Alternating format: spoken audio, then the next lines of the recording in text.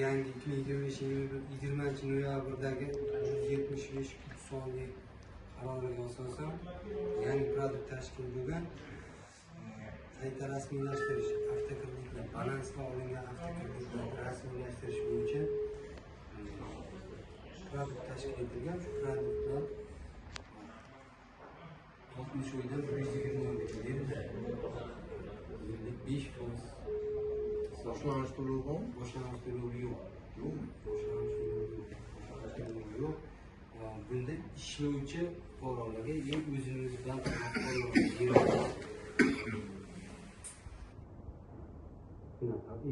haqi etmasa she'r qarzda olamiz.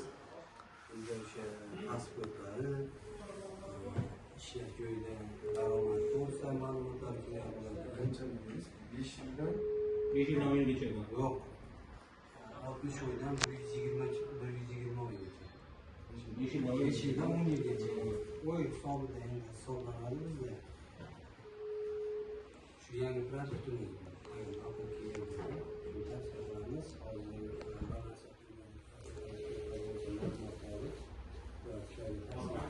She'r bozorga kafil bo'ladi. She'r qarzlar kafil emas.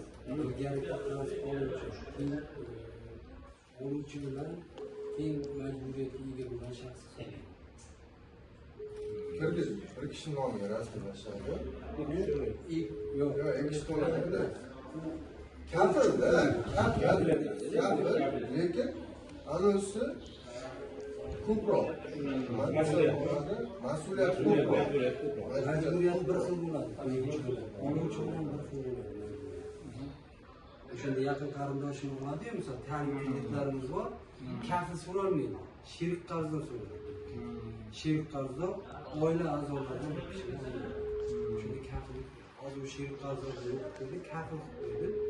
Bu bizda ikkita so'rovlar hozir ta'lim kreditlari faqat kafillik asosida berilyapti. Bir dona kafillik ayollarga 5%, Ro'yxatini olaylikmi?